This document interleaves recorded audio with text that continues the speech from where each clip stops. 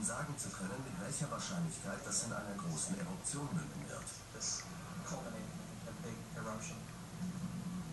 Derzeit geht man davon aus, dass ein Ausbruch des Yellowstone-Supervulkans innerhalb der nächsten paar tausend Jahre unwahrscheinlich ist.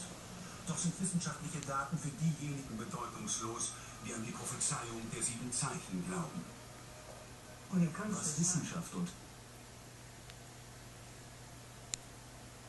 Was ist los, mein Schatzi?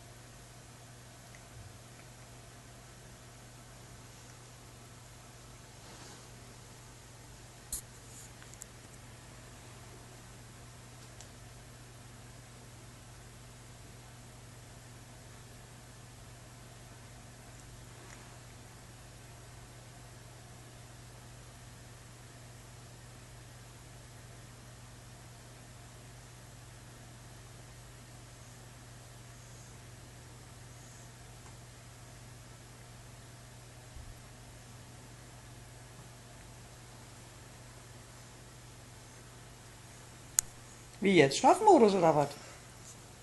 Eben war da im Prügelmodus? Kaum holt Fräuchen die Kamera aus, ist der Schlafmodus angesagt oder wie? Jo, ist fein.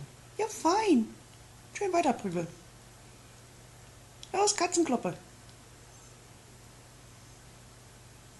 Wie, keine Lust oder wie? Hast du keine Lust, mein Schatz? Nein?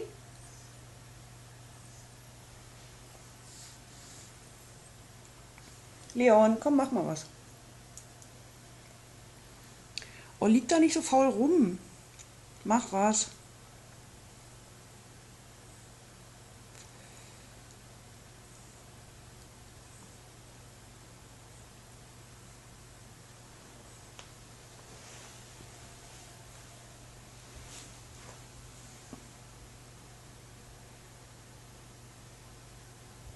Nu guckten euch an. Faul wie eine Patte auf dem Rücken liegt er da. Ach, ihr seid Schnarchnasen, alle beide.